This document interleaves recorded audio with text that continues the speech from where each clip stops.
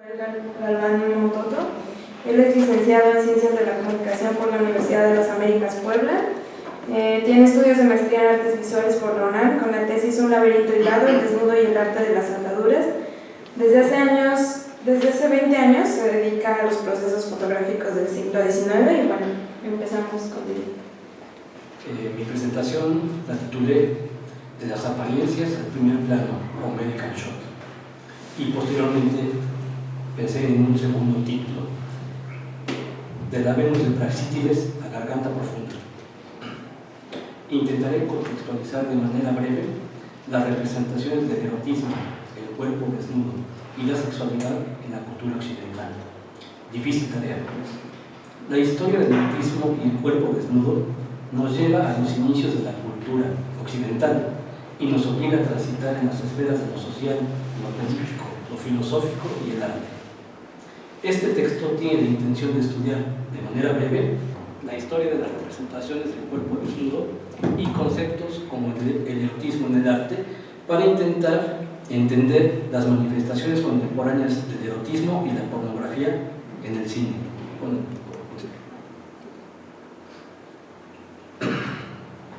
Las imágenes con contenido erótico sexual han existido desde tiempos remotos. Ya en las culturas griega y romana se encuentra este tipo de manifestaciones. Basta ver las ruinas de Pompeya, capital de los placeres del cuerpo y la voluptuosidad. Los primeros en hablar en Occidente del cuerpo desnudo como forma fueron los griegos. Para los griegos la perfección de la forma era un medio para alcanzar el nivel místico de la materia del cuerpo, así como la belleza del cuerpo servía para acceder a la grandeza del espíritu. Por esto, y por la conocida pasión de los griegos en las matemáticas, se sabe que el sistema de armonía estaba basado en la consideración de medidas, proporciones y equilibrio de las partes, con lo que pretendían lograr la mayor pureza de la forma, y de esta manera otorgar a la materialidad del cuerpo el mismo estatus que las deidades. Básicamente están representando su concepto de belleza a través de la representación del cuerpo. Definitivamente no intentan reproducir la naturaleza, sino conceptos. Un ejemplo son las magníficas esculturas de los griegos, que demuestran su intención de perfeccionar el cuerpo, representar el concepto de belleza, y no solo de imitar. La Afrodita de Praxíteles, realizada alrededor del año 330 a.C. Esta escultura de una diosa blanca y radiante estaba en actitud de entrar en el baño ritual. Una mano sostenía aún el vestido que acababa de quitarse de los hombros. Sus labios estaban entreabiertos en suave sonrisa. Sin embargo, no había abandonado en absoluto la majestuosidad de los seres olímpicos. Posee la espiritualidad de la Venus celestial, pero a pesar de la atracción que ejerce sobre los sentidos, la Afrodita de Praxíteles sigue siendo una creación ideal que cumple con las armonías abstractas del arte. En la Afrodita de Praxíteles se puede apreciar el sistema de proporciones y de armonía entre las partes, esencial en la representación del periodo clásico. La creación de Praxíteles cumple con las características del ideal de desnudo creado por los griegos. Muestra una serenidad armoniosa, incluso dulzura. Sin embargo, no deja de ser atractivamente bella para los sentidos. Aquí quisiera introducir una nota. Se dice que los griegos lo que hacían era, a base de medidas y de proporciones, crear esto, ¿no? Bueno, se tiene información de que Praxíteles en realidad acudió a una modelo viva para hacer su famosa escultura. Bueno, lo que hicieron los griegos de este periodo fue inventar un tropos iconográfico, un concepto de belleza a través de cánones en la representación del cuerpo desnudo. Crearon un concepto iconográfico que se manifiesta a través de patrones ideales. Aparentemente, los magníficos cuerpos desnudos de las esculturas del periodo clásico de los griegos no tienen implicaciones erótico-sexuales, son la materialización de la belleza y la armonía. Sin embargo, uno de los significados que naturalmente asocian a la representación del cuerpo desnudo en la cultura occidental es el erotismo, como lo expresa Kenneth Clark en su libro El desnudo. Cito: decir que ningún desnudo, ni siquiera el más abstracto, debe dejar de despertar en el espectador algún vestigio de sentimiento erótico. Aunque sea la sombra más somera, es que estamos ante un arte humano y una moral falsa. Podemos ver que la representación del cuerpo desnudo llevará al espectador, al que mira, a formar conceptos y criterios distintos sobre el cuerpo naturaleza. Es decir, no es la naturaleza del cuerpo lo que se intenta representar, sino ideas y nociones como sexualidad, erotismo y poder, entre otros. También en la llamada tradición de la pintura europea, se toma el cuerpo desnudo como tema. Con la construcción de una serie de criterios y convenciones, las representaciones del cuerpo desnudo son elevadas a nivel de arte, y entonces se habla de el desnudo como concepto. El desnudo no se refiere a la desnudez, a estar sin ropa, se refiere a la exhibición de un cuerpo desnudo y supone un espectador, ambos insertos en la tradición occidental. El desnudo no es la representación del cuerpo desnudo y natural, es este conjunto de convenciones que le dan la categoría de arte. También habla Kenneth Clark de que en la lengua inglesa ellos tienen dos términos, de nude y de naked, y son distintos. Cuando hablan de nude, hablan de esto, del concepto de arte, y cuando hablan de naked, de estar sin ropa. Bueno, aunque son muchas las convenciones que norman el concepto de el desnudo, pienso que es importante destacar algunas que definen sus características más notables. En primer lugar, se debe considerar el hecho de que el tema principal de el desnudo es la mujer, o mejor dicho, la mujer convertida en visión o en objeto, y como tal dispuesta a la mirada del espectador, que regularmente es un varón.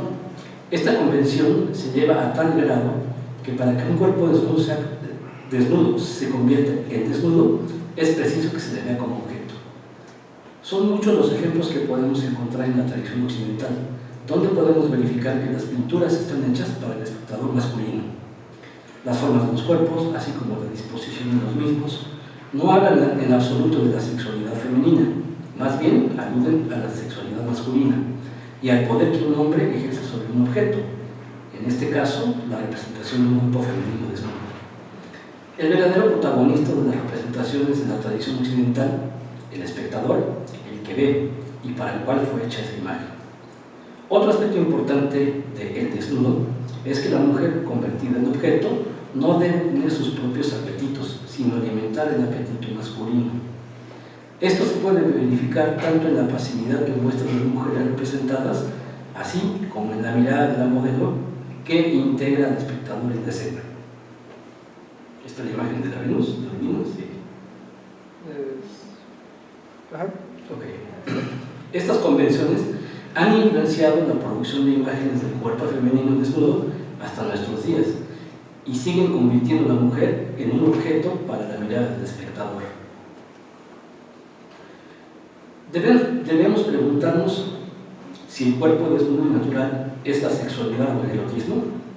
En principio, al cuerpo le pertenece la desnudez, la cual nos permite asomarnos a la naturaleza de sus formas, de sus volúmenes y texturas, a su vulnerabilidad y a la certeza de su muerte. El cuerpo desnudo nos indica sin ningún error su procedencia de la naturaleza, su lazo con lo animal y con la realidad de su finitud material. Sin embargo, el cuerpo, como forma, también nos muestra su capacidad para guardar ideas y anhelos que desde fuera lo cubren como una especie de velo, que lo transforman, juego de apariencias, que lo desvían de su realidad natural. El cuerpo también es un conjunto de significados determinados social y culturalmente, que como tatuajes nos muestran la posibilidad de potenciar múltiples significados del signo cuerpo. Esto abre el abanico de opciones del signo cuerpo, construyendo así otros cuerpos sobre el mismo cuerpo. Este conjunto de cuerpos o conjunto de significados del signo cuerpo no hablan del cuerpo naturaleza, hablan de manera simbólica, hablan de las ideas sobre el cuerpo. Por ejemplo, el cuerpo desnudo, el cuerpo con género, el cuerpo diferente o el cuerpo erotizado. Entendemos entonces que aunque la sexualidad pertenece a la naturaleza del cuerpo y el erotismo y otras nociones son del orden de lo cultural. El erotismo transfigura la sexualidad a través de la imaginación, La belleza erótica depende del velo de la simulación. El erotismo aparta el cuerpo de su verdad animal a través del artificio de la seducción. Seducere, llevar aparte, desviar.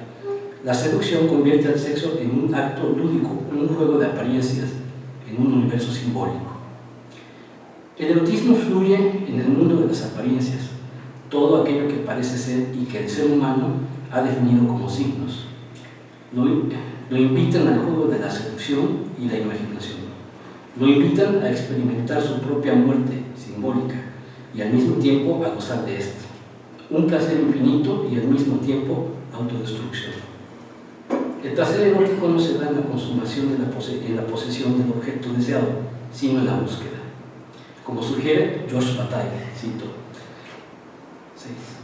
6. En ocasiones, una bella chica desnuda es la imagen del erotismo. No es todo el erotismo, pero el erotismo tiene que pasar por ahí. Estas palabras de Bataille nos descubren el mundo del erotismo como un mundo de imágenes, de juego, de apariencias, de deseo y prohibiciones. Mientras que toda sexualidad es una función animal, el erotismo es solo humano.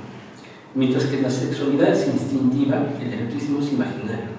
Nos pone frente a nosotros mismos, pero siempre con una sensación de no haber alcanzado lo deseado, obligándonos a permanecer constantemente en la búsqueda. Tal vez por eso se funden en prohibición y la transgresión, no en la consumación. Octavio Paz reflexiona sobre el erotismo y su condición cultural. El erotismo es sexualidad socializada y transfigurada por la imaginación y la voluntad de los hombres. En su raíz, el erotismo es sexo, naturaleza. Por ser una creación y por sus funciones en la sociedad, es cultura. El erotismo es dador de vida y muerte, es represión y es licencia, sublimación y perversión. Es la caprichosa servidora de la vida y la muerte. Erotismo, pornografía. Estamos ante lo que parece ser una línea muy delgada. Sin embargo, si el erotismo es un juego de apariencias, de intercambio de signos y le sustrae una dimensión al espacio real del sexo, la pornografía le añade una dimensión al espacio sexual, lo hace más real que lo real. Exceso de realidad, sobresignificación, la hiperrealidad de las cosas. En la pornografía ya no estamos frente a la representación de conceptos, estamos frente a la reproducción perfecta. Representación, reproducción. El cine porno es un documental fisiológico, una especie de cinema verité pervertido. Nos muestra, como en un análisis clínico, al cuerpo en su más cruda realidad, la de la carne. Nunca pudimos ver tan de cerca nuestros cuerpos. A manera de medical shot, la cámara parcela los cuerpos y los hace indistinguibles de tan reales. Mirada microscópica. Obsesión de la cámara por mostrar todo en detalle y de la manera más nítida posible. En este sentido, una laparoscopía sería la mejor imagen porno, la más obscena, no porque atañe al sexo, sino porque atañe a la representación y a su pérdida, a la hiperrealidad. El cine tradicional utiliza la elipsis y la metáfora y le pide al espectador que sea él quien complete lo faltante a través de sus pensamientos o de la imaginación. En el cine porno ya todo está dado, no hay nada más que agregar. El cine porno es la continuación de la fotografía erótica y pornográfica y se empezó a realizar en los burdeles parisinos en la segunda década del siglo XX. Estos cortos eran proyectados a la clientela para estimularlos mientras esperaban.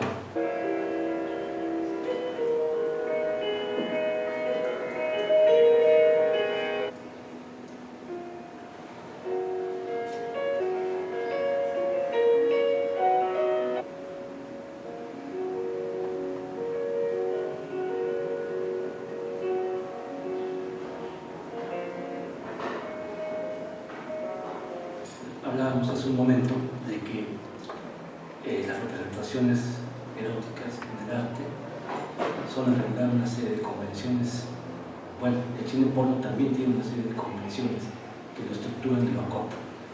Enumeraré solo algunas de estas convenciones o cánones que toda buena película porno debe contemplar. El actor raramente eyacula dentro de la mujer. Raramente los actores o actrices dicen te quiero el uno al otro. El preámbulo es muy limitado. El hombre es estimulado, usualmente excitado por vía oral por la actriz. Las películas del género tienen por lo menos una escena de sexualidad desviada. Las mujeres, 5. Las mujeres son pasivas y siempre están disponibles. Lo vemos que también tiene convenciones del arte tradicional. De las 25 convenciones que Robert Reiner, que era un productor de cine porno en los 70s, redactó, estas son solo 5 de esas 25, para que toda película porno se precie de ser una buena película. Podemos darnos cuenta de que algunas convenciones de la tradición occidental de la representación permanecen en el cine porno y al mismo tiempo nos habla de lo especializado del género. Vemos a la mujer como objeto, su mirada involucra al espectador y siempre está disponible. Y también podemos notar la preocupación porque las tomas muestren todo lo posible y de la manera más natural posible. Rudo naturalismo fotográfico. En el género erótico del cine tradicional vemos que lo destacable es la historia y que el uso de la metáfora transfigura el espacio de la sexualidad.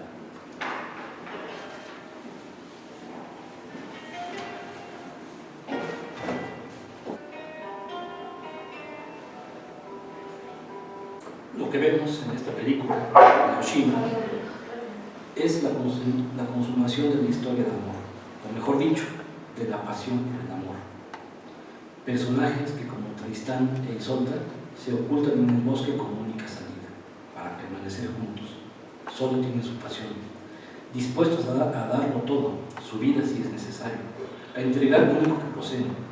Estamos frente a la muerte simbólica, frente a la desaparición del individuo y al nacimiento de algo más grande, dos cuerpos fundidos en un solo ser, el erotismo. Estas imágenes nos invitan a viajar en la profundidad de este bosque de signos y nos ponen frente a nosotros mismos, viéndonos en el espejo de la desaparición y la muerte. Gracias.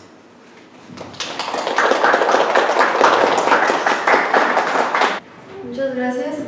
Ahora daremos paso a la reflexión de Fernando Zapata Alejo. Fernando tiene estudios en literatura y psicología. Ha impartido clases a nivel superior en la Universidad Iberoamericana, así como en la Universidad del Valle de México.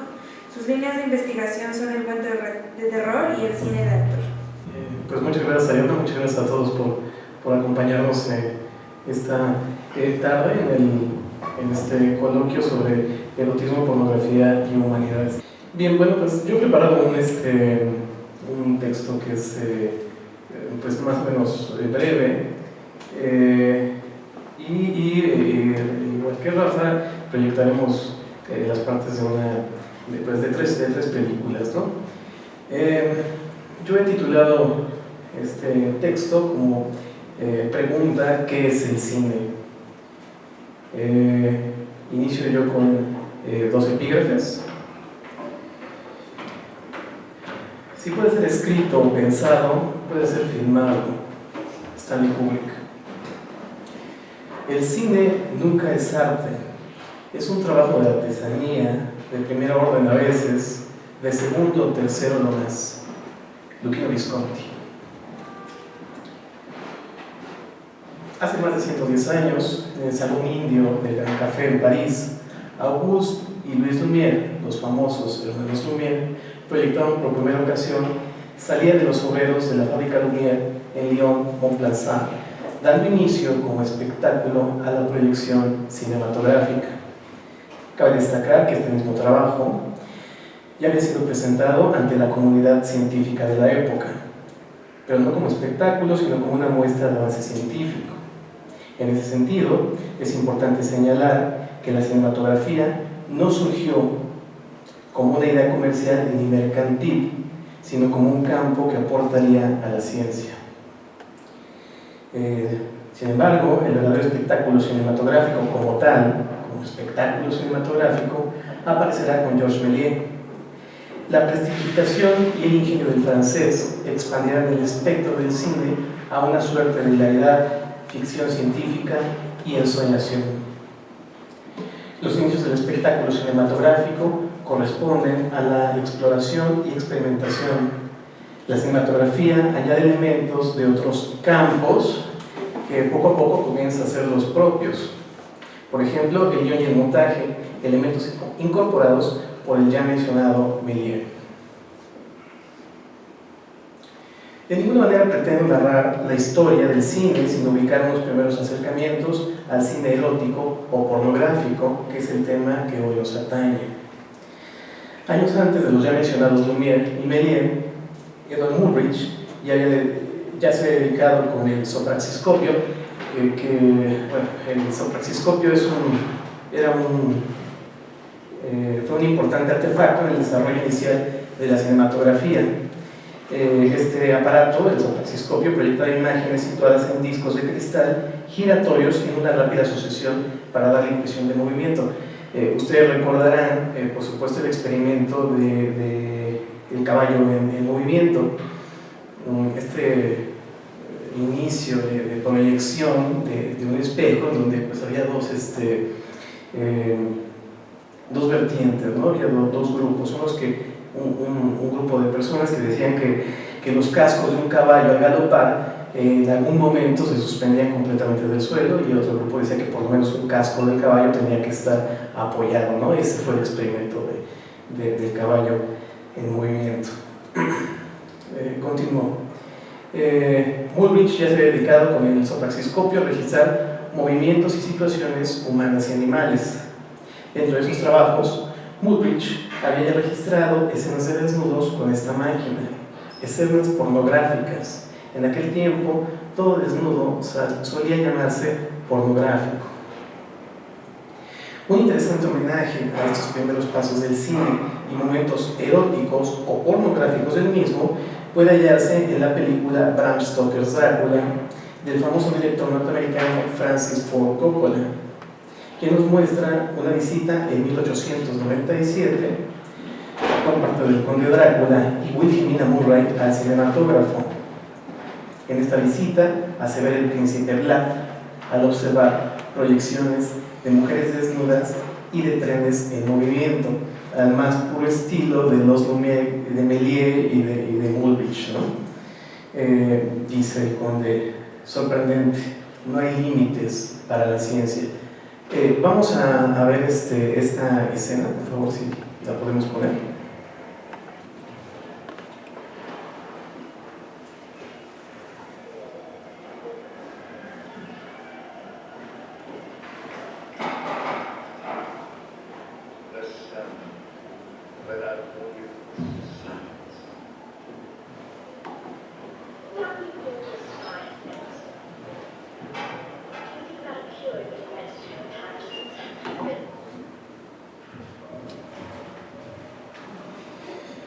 Bien, bueno, podemos ver justamente esto, ¿no? Menciona Wilhelmina Murray, ¿cómo pueden llamarle a esto ciencia? Bueno, pues que se surgió, ¿no?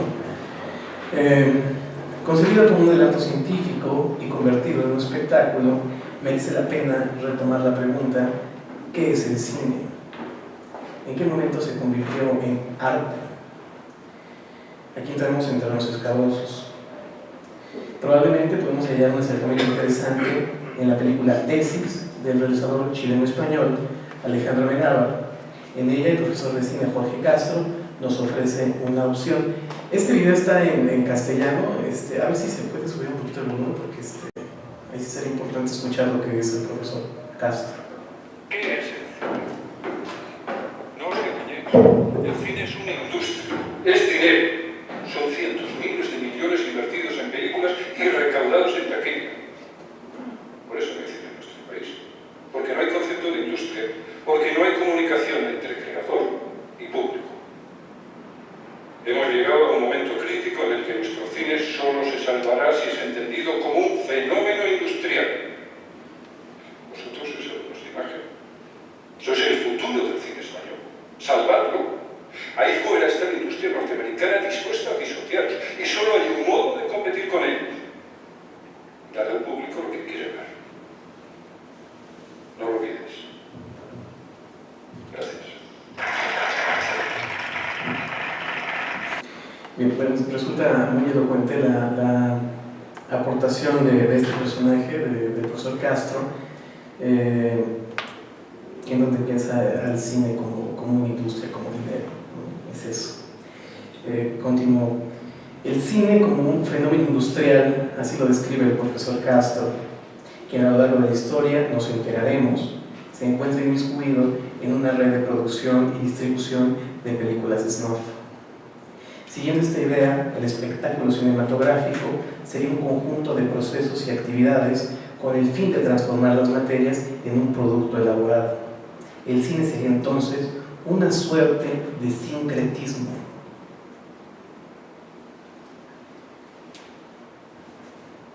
Ahora bien, un sincretismo trata de conciliar distintas doctrinas. Sin embargo, pareciera que el cine ha tratado de fracturar esta conciliación por medio de clasificaciones y en muchos de los casos dotadas de connotaciones peyorativas. Como ya mencionado, cine snuff, o el que nos atañe este día, el cine pornográfico. Por supuesto que cuando lo mencionamos tiene una connotación peyorativa. Otra clasificación peyorativa la encontraríamos en el cine tipo B, que se refiere a una producción de bajo presupuesto y con una distribución limitada. Sin embargo, justamente en este tipo de cine podemos encontrar las raíces de gran parte del cine actual. Para ejemplificar, tenemos la increíble Night of the Living Dead del realizador George A. Romero, padre del arquetipo zombie actual. También vale la pena recordar que directores como Fellini, Scorsese y Bergman rodaron películas de este tipo. Actualmente podríamos pensar en cineastas como Sam Raimi y Quentin Tarantino entre los realizadores que han cosechado grandes títulos dentro del cine B, con clásicos como The Evil Dead y Reservoir Dogs.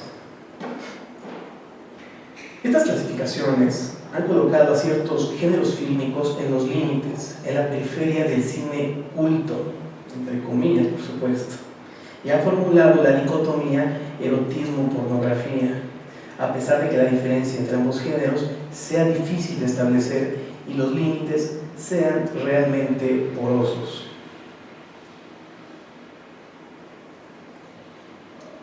Obedecer a ciertos criterios para establecer géneros resulta complicado y regularmente fallido.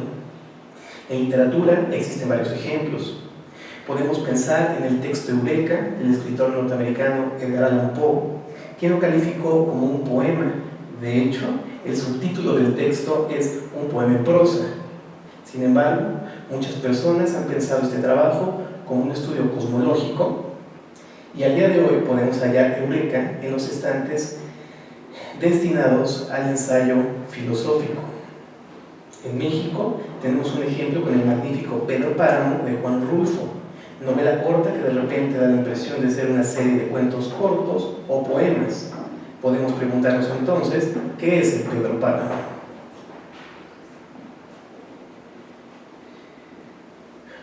En cine puede hallarse el mismo problema.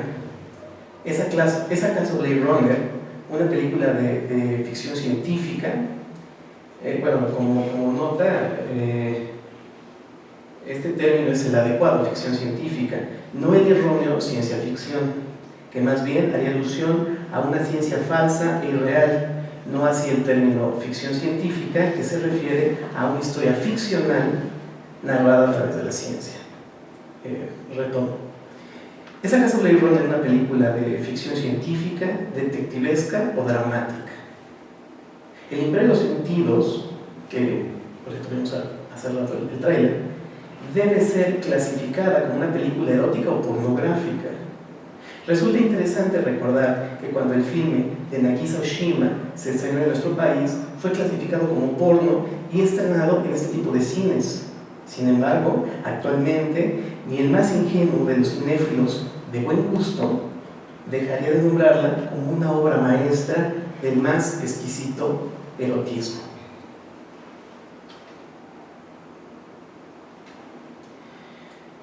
En una entrevista reciente realizada a Mario Vargas Llosa por parte del diario El País, con motivo de la publicación de su más reciente novela, Cinco Esquinas, que por cierto vale la pena recordar que La novela inicia justamente con una escena erótica o pornográfica entre dos mujeres. Se le preguntó al ganador del Nobel lo siguiente: ¿dónde está el límite entre erotismo y pornografía? A lo que el escritor peruano contestó: en la calidad exclusivamente. La pornografía es un erotismo mal contado. Interesante pero problemática respuesta de Vargas Llosa. El autor de Los Cachorros nos menciona que la única diferencia entre erotismo y pornografía es exclusivamente la calidad. Definitivamente, tanto en literatura como en cine, se puede abordar el término de calidad como una cualidad inherente que funciona para comparar un trabajo con otro. Sin embargo, no deja de ser subjetiva y por consecuencia interpretable. Acorde al tiempo, espacio y ojo que le observe.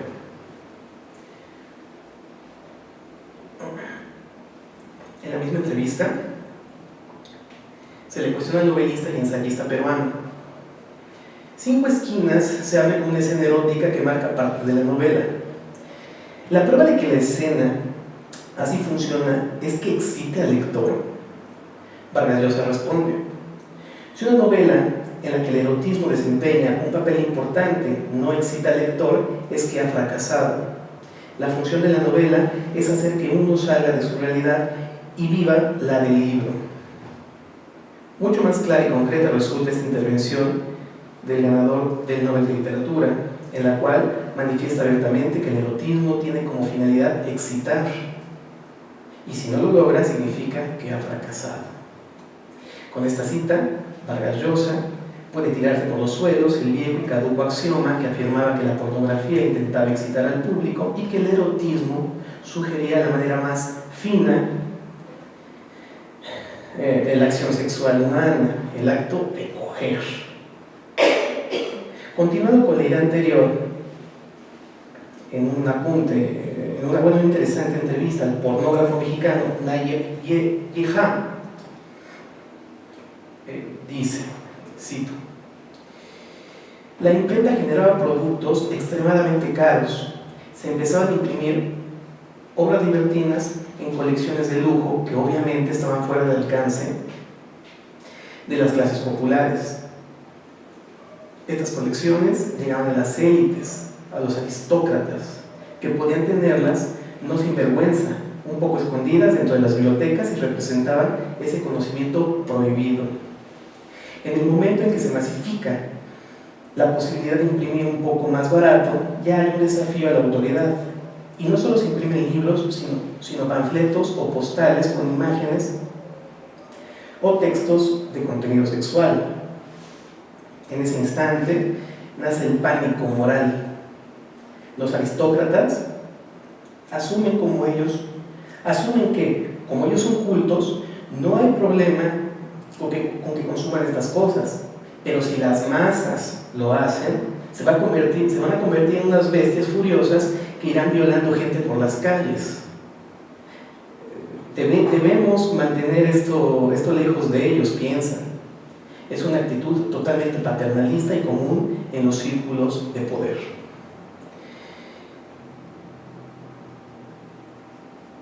La observación del pornógrafo es aguda y definitivamente actual. La aristocracia, ahora entendida como intelectualidad o academicismo, parece tener capturado y suspendido el conocimiento a las masas, a las que piensan como una turba iracunda. El paternalismo intelectual es brutal, divide y segmenta el discurso facilitando la división de clases, recrudece una división entre erotismo y pornografía que en realidad es muy difícil de realizar. Vamos a ver la última escena que he preparado. Esta es un poco más larga, es como de unos 5 o 6 minutos, y retomamos.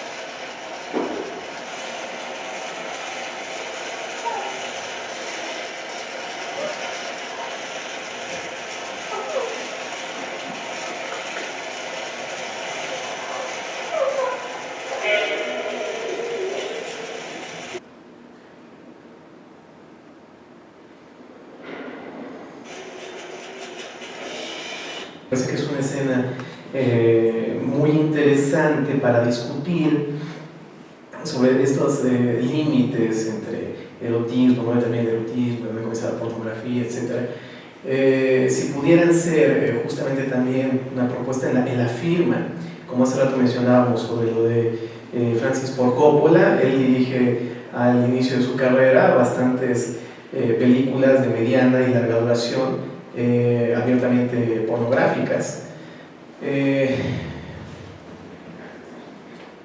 Tonight for Sure se llama la película, 1962, 10 años antes del Padrino. Coppola ya había firmado esta película porno. En este caso, la escena que estamos pretendiendo ver fue dirigida por Orson Welles, uno de los más importantes cineastas en la historia. Es una escena de unos 6 minutos aproximadamente, en las que podemos ver la firma y el sello wellesiano, con unas tomas interesantes que le aportan, por supuesto, abiertamente al porno, y que contiene una música bastante extraña, digamos, y podría esta escena bien cuestionar justamente si el motivo del porno es únicamente excitar. Habría que verlo y habría que pensar.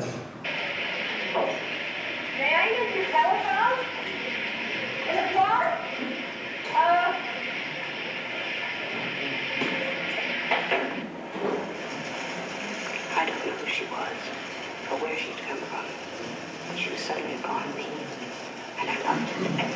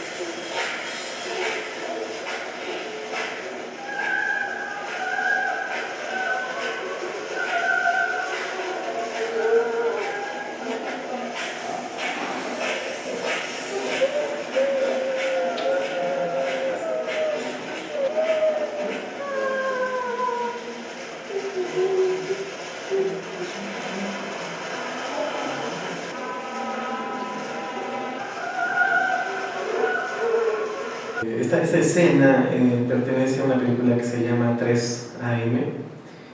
No es enteramente dirigida por Orson Welles, únicamente esta escena fue dirigida por él.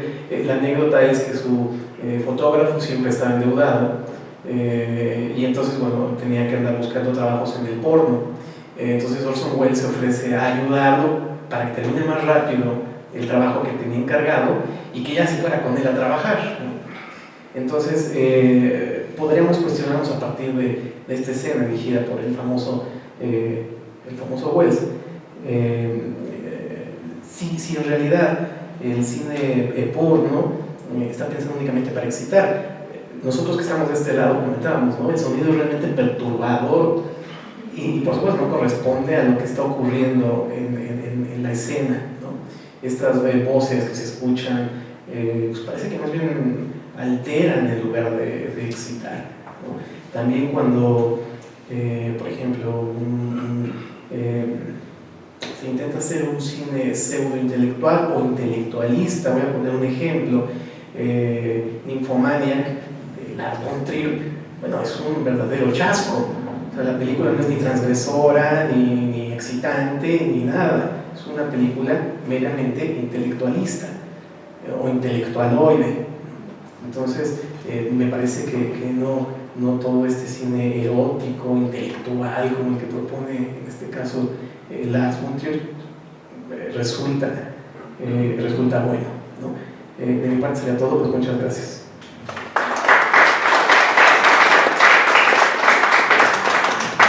Muchas gracias, Fernanda. Ahora pasaremos como a la ronda de comentarios y preguntas. Sí, primero para Rafa, ¿no? En cuanto al recorrido que hiciste, ¿tú por qué consideras que pareciera sernos necesaria la elaboración de estas categorías para nombrar a esos productos culturales, ¿no? Para diferenciar, creo que la imagen erótica, al haber nacido en la institución del arte, para legitimarla, porque era básicamente representar el erotismo y no lo que ellos pretendían que eran mitos, etc., ¿no? Fue la manera de quitarle algo prohibido, algo perverso, etc., ¿no? Yo sí lo veo que son dos categorías distintas, y no me refiero a categorías como calidad, sino me refiero a que tienen intenciones distintas. El erotismo, como nació como pretexto del arte para poder representar desnudos, tiene estas convenciones del arte, que son la metáfora, básicamente, o el representar conceptos y no reproducir la naturaleza como tal, ¿no? Me pareció interesante esa anécdota que se habla de que en realidad Praxíteles hizo la escultura a partir de una modelo viva, porque entonces rompe con eso de que se hace a base de una estandarización de medidas medidas del cuerpo para lograr la belleza, ¿no? De hecho, la modelo fue famosa y hacía giras en las islas griegas por su belleza y la iban a ver al teatro, ¿no? Por su belleza. En cambio, el porno no tiene desde sus inicios ninguna consideración para introducirse con un pretexto de arte para mostrar la sexualidad. Lo vimos en este corto, así es la pornografía desde sus inicios, ¿no? No tiene por qué, digamos, de alguna manera quedar bien con la institución arte. En cambio, el erotismo sí. El erotismo tiene que introducirse en estas convenciones para poder ser expresado, si no, de otra manera sería algo impropio para mostrarse. No digo categoría pornográfica, sino sería impropio del arte. Tiene que ser mostrado bajo estas convenciones, que ya vimos que se repiten, se siguen repitiendo en el cine convencional, en el cine tradicional, en el porno, etc., ¿no? Estas convenciones de qué debe representar un desnudo, tanto en el caso del erotismo como en el caso de la pornografía. Simplemente la pornografía dice, a mí lo que me interesa es no que la gente que lo va a ver no tenga que completar lo faltante en ese signo. Lo pongo todo, tal cual. Es como un documental, más que una representación de conceptos, ¿no? Entonces creo que la división no es tan ofuscada como parece, ¿no? ¿Qué es porno y qué es el erotismo? Está muy claro, el porno tiene sus reglas y es porno, ¿no? Que son bien distintas y bien diferentes a las del erotismo o lo que nosotros como concepto de erotismo pensamos hoy en día. Y en cuanto a la parte de la película que pasaron, la recepción que hubo en México fue a partir de leerla como una película pornográfica. Sí, también esa nota me pareció importante. Nosotros en la lengua castellana, por supuesto que tenemos las dos palabras, desnudo y encuerado, ¿no? Pero nos referimos o lo usamos para decir lo mismo. En cambio, la lengua inglesa tiene bien separado, ¿no? Nude o el desnudo es no un cuerpo desnudo, sino esta serie de convenciones que dan categoría de arte, cuerpo, etc., ¿no? y encuerados está encuerado. Nosotros aquí vemos encuerados y no pensamos en desnudo, pensamos en encuerados. Entonces, cuando vemos esta película que se presentó y entendemos que hay imágenes de actos sexuales, lo consideramos encuerado, es decir, pornográfico, ¿no? Pero, y sigue pasando, o sea, hace 5 años prohibieron la presentación de la compañía catalana de, ¿cómo se llama este? Bueno, trajo la obra del Marqués de Sade y no la dejaron presentar, ¿no? Y fue hace 5 años. O sea que pareciera que, o sea, pienso también por ejemplo en la fuente de la Diana Cazadora, Sí. ¿no? Por ejemplo, Sí, que fue leída como un objeto pornográfico, sí. ¿no? La película del Imperio de los Sentidos, el Imperio de la Pasión, hay un larguísimo etcétera, ¿no? Sí. En donde la mirada de quien tiene acceso a eso, por ciertas condiciones justamente culturales y también de dispositivos institucionales de poder, lo que hace es, a partir de la categoría pornográfico, sí, relegarla y suspender la relación que puede establecer con el consumo visual, etcétera, ¿no? En ese sentido pareciera no ser tan claro la diferencia entre, por ejemplo, las películas pornográficas y las películas eróticas, Sí. puesto que históricamente hay muchos ejemplos en donde después aparece como es que fue un equívoco, si es erotismo. Ajá. O incluso en los cortos que comenzaste a pasar, que se ponían justamente entre, ¿no? Eso está, pero completamente cercano a eso es pornografía. Es pornografía, claro. ¿Sí? Eso se hacía con las prostitutas de los burdeles en Francia y hacían estos cortos y eran proyectados en los burdeles como preámbulo, ¿no? Porque el consumo que yo puedo hacer de eso también lo puedo ubicar como erotismo, ¿no? Probablemente por las cuestiones técnicas, el color, la música, el manejo. Pero en realidad no quieren representar, me parece, aunque este corto en especial tiene un manejo de cámara bastante interesante para lo que uno supone de lo que debería ser una película porno. Lo único que nos muestra es lo más cercanamente posible acercamientos al sexo, ¿no? Quizás tenga algo de interesante porque puede vislumbrar un poco el concepto de voyeur, ¿no? Porque esta muchacha que se asoma y empieza, ¿no? Que el voyeur es básico en la pornografía, no así en el erotismo, ¿no? Volviendo al inicio de tu pregunta, en los años 50 a la Diana Cazadora bueno, en aquel entonces no era gobernador de la Ciudad de México, era, bueno, Uruchurtu le mandó poner un calzón, ¿no? A la estatua que está ahí todavía. Después se le quitó. ¿Pero por qué? Pasa lo mismo que con Praxíteles. Esa estatua de la Diana Cazadora no está hecha en base a estas convenciones de lo que debe ser bello, según los griegos. No se necesita tener modelo, simplemente se toman las medidas y hacen las proporciones adecuadas para la armonía. No se necesita el modelo. Esta está hecha con un modelo. Incluso hay fotos de la modelo posando con la imagen terminada, ¿no? Y esta capacidad de realidad es lo que le da a la fotografía y el cine esta obscenidad. Porque ya no nos dan a interpretar nada. Estamos viendo la cruda realidad, tal cual. Entonces nos damos cuenta que la Venus Cazadora no es una diosa, es una persona de carne y hueso que está en la calle. Y que entonces nosotros como tal estamos viendo algo muy real, hiperreal, de hecho. No hablo de la estatua, hablo de la imagen donde ella aparece posando. Y en ese sentido es muy diferente la interpretación de lo que es erótico, como algo que vamos nosotros a completar, porque es una representación, y la reproducción de la realidad. La reproducción es una toma al falo de un personaje o un actor que está en una película porno, ¿no?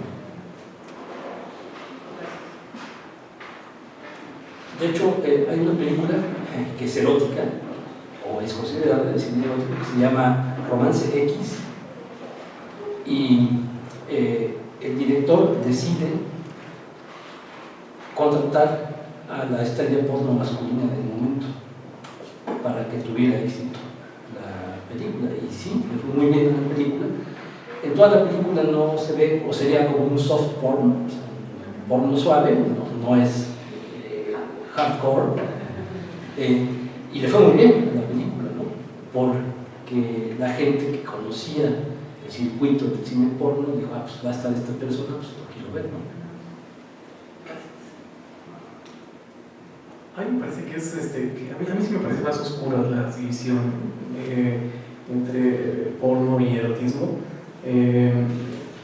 Me parece que en muchas ocasiones ocurre que cuando la academia, una academia intelectual, dominada justamente por estos aristócratas, ahora pensados como académicos intelectuales, que son los que hay que escuchar porque son los que saben, se ven rebasados, adoptan y hacen propio un discurso y lo vuelven académico.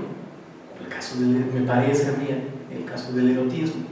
Por eso es interesante el caso de lo de El Imperio de los Sentidos, en el que se ha estrenado como porno, porque probablemente la pornografía está en el ojo del que lo ve, no una cuestión de esencia. Alguien podrá ver El Imperio de los Sentidos y pensar que es una película porno, como ocurrió en México cuando se estrenó.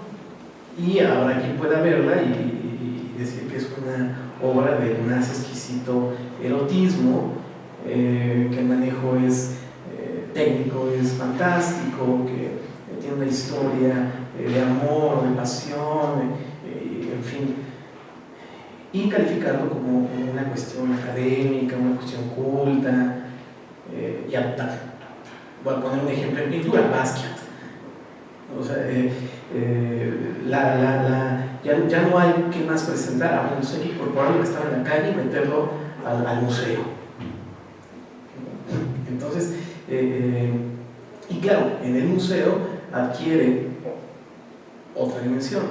Nosotros entramos al museo y por alguna razón es como si entráramos a una iglesia y comenzamos a ver con voz baja, porque hay una especie ahí como de cuestión medio de santidades y cosas de ese tipo, ¿no? Entonces, si la academia adopta el discurso pornográfico y dice, no, es que está dotado de ciertas cuestiones técnicas o de discurso o lo que sea, bueno, vamos a volverlo ahora un cine culto. Entonces, el Imperio de los Sentidos deja de ser porno y se vuelve erótico. Por poner un ejemplo, ¿no? O sea, los 120 días de Sodoma, Manuel, Calígula, no sé, todas pueden funcionar muy bien como ejemplos. Bueno, si ya nadie más tiene comentarios o preguntas, pues finalizamos esta mesa.